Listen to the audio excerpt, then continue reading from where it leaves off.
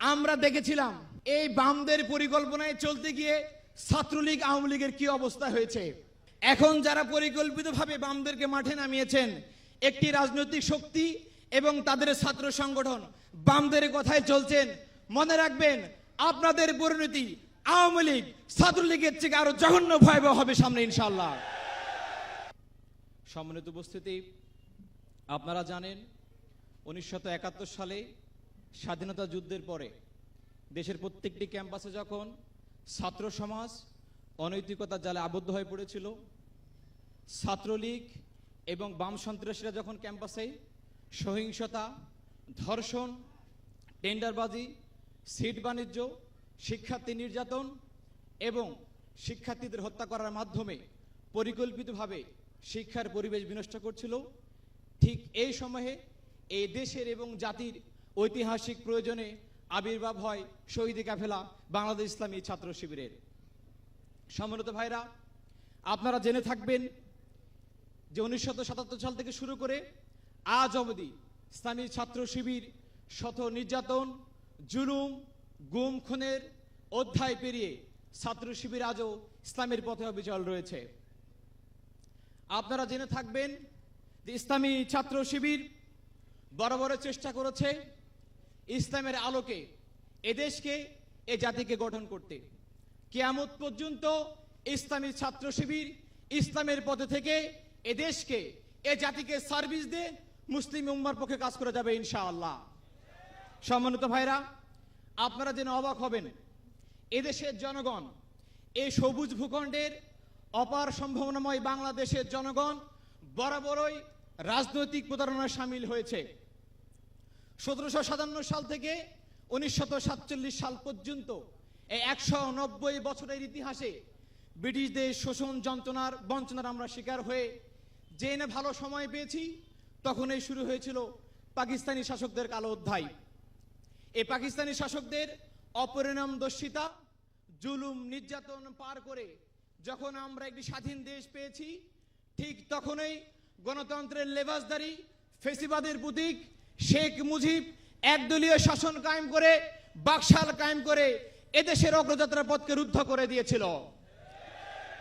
শুধু তাই নয়, তারই ধারাবাহিকতায় 2006 সালে 10 টাকার 1 চাল, 5 টাকায় কাঁচা ঝাল আর ঘরে ঘরে চাকরি দেওয়ার স্লোগান দিয়ে 2006 সালে লগি বৈঠার তাণ্ডব চালিয়ে মানুষকে পিটিয়ে হত্যা করে লাশের উপরে নৃত্য করার রাজনীতি তারা চালু করেছিল বাংলাদেশে।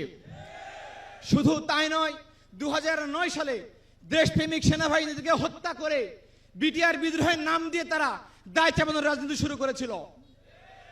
আপনারা আরো জেনে থাকবেন 2014 সালের ভোটারবিহীন নির্বাচন, 2018 সালের রাতের নির্বাচন, 2024 সালের ডামি নির্বাচনের মাধ্যমে এদেশের মানুষের ভোটাধিকার কেড়ে নিয়ে নির্বাচন ব্যবস্থাকে ভঙ্গুর করে দেওয়া হয়েছিল। 2010 সাল থেকে শুরু করে আজ অবধি পরিকল্পিতভাবে দেশপ্রেমিক রাজনৈতিক নেতৃবৃন্দ, ছাত্র সংগঠক এবং আলেম ওলামাদেরকে জেল, জুলুম, হামলা, মামলার মাধ্যমে, judicial killing, extra judicial killing এর মাধ্যমে এদেশকে পরিকল্পিতভাবে নেতৃত্ব শূন্য করার প্ল্যান তারা করেছিল। কিন্তু আপনারা জেনে থাকবেন, শহীদ শরীফুজ্জামান নোমানী, শহীদ আবরার ফাহাদ, শহীদ আবু সাইদ, শান্ত, মুগ্ধ এবং ওয়াসিমরা ভারতীয় আধিপত্যবাদ এবং সাম্রাজ্যবাদের সামনে হাত চিতিয়ে বুকে গুলি ধারণ করে তাদের পরিকল্পনাকে নস্যাৎ করে দিয়েছে। তারা স্বাধীনতার সূর্যকে আবারও ফিরিয়ে এনেছে। কিন্তু দুর্ভাগ্যের বিষয় হলো, আমরা দেখেছি জুলাই অভ্যুত্থানে 2000 শহীদ রক্ত দিয়েছে, 30,000-এর অধিক মানুষ পঙ্গুত্ব বরণ করেছে। তাদের রক্তের দাগ না শুকাতেই আর একটি স্বার্থবাজ গোষ্ঠী নতুন করে আবারও কায়েমি স্বার্থ চরিতার্থ করার জন্য পরিকল্পনা করছে।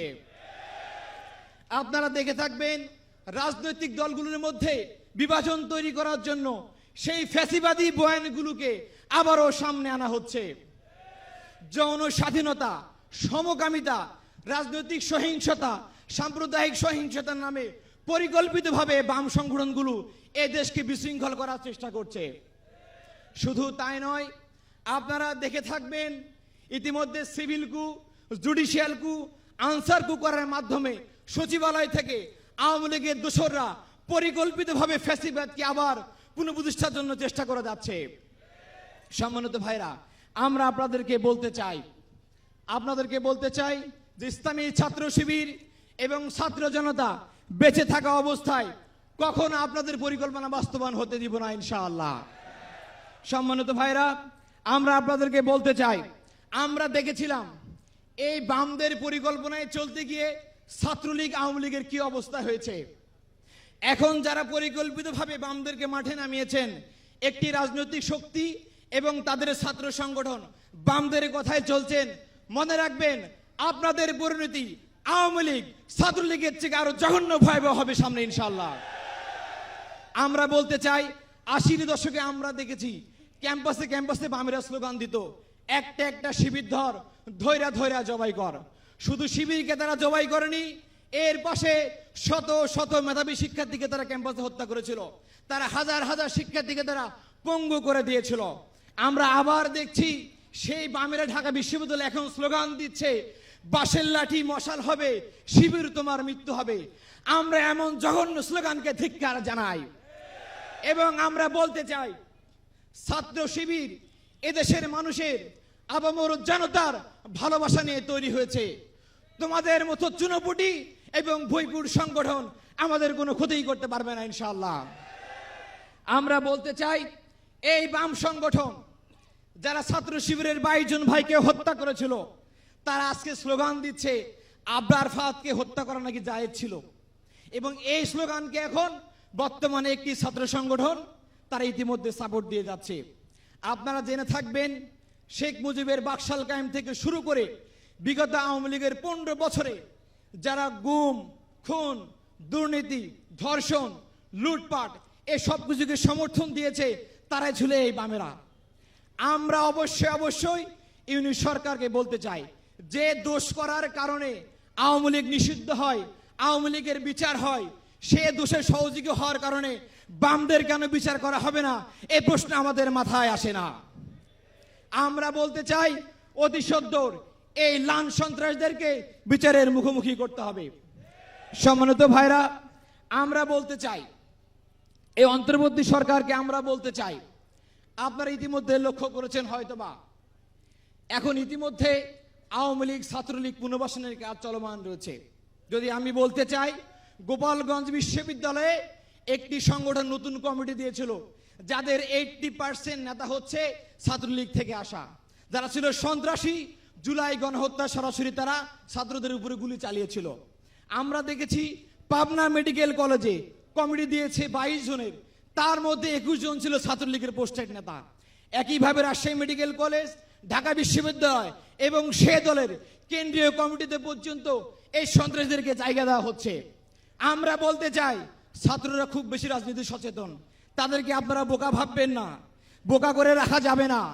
কারা আপনারা এই কাজ করছেন, নতুন করে কারা ঢাকা পলিটেকনিকে ছাত্রদেরকে পিটিয়ে মারা পরিকল্পনা করেছেন, কক্সবাজারে, চট্টগ্রামে, সৌরার্দি কলেজে, মাহবুব মোল্লা কলেজে কারা শিক্ষার্থীদেরকে ছাত্রলীগ স্টাইলে পিটিয়েছেন সেটা সবাই অবগত আছে।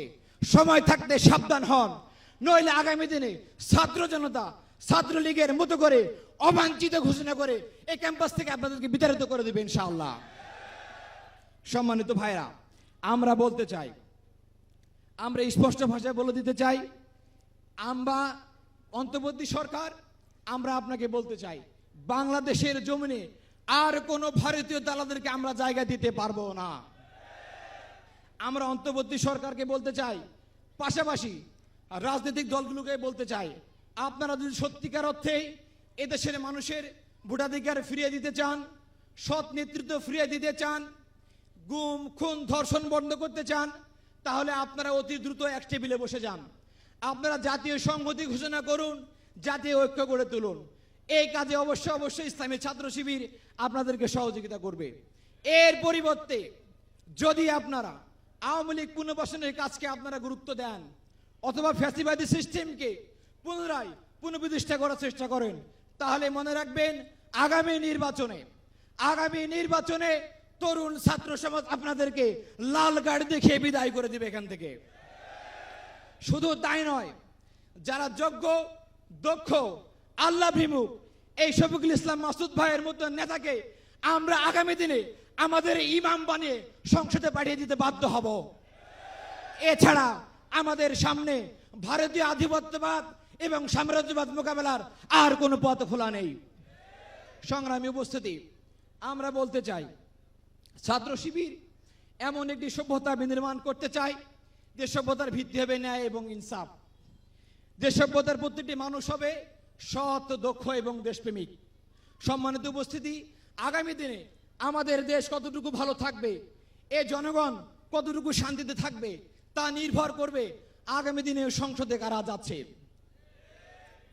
যারা শরিয়া আইন মানে না, যারা চাঁদাবাজি করে, লুটপাট করে, টেন্ডারবাজি করে, টেম্পু স্ট্যান্ড দখল করে, তাদেরকে দিয়ে এই দেশের কোনো পরিবর্তন হবে না, আমরা সেটা ভালো করে জানি। কাজেই ছাত্র শিবিরের মতামতের সাথে যারা একমত পোষণ করবে, আগামী দিনে জাতীয় নির্বাচনে ইসলামী ছাত্র শিবির তাদের পক্ষ হয়ে লাগাতার জিহাদ করে যাবে ইনশাআল্লাহ। এবং ইসলামী ছাত্র শিবির এরকম আল্লাহ ভীরু সৎ, দক্ষ নেতৃত্বকে আগামী দিনে এদেশের নেতৃত্ব ছেড়ে দিতে কাজ করবে ইনশাআল্লাহ।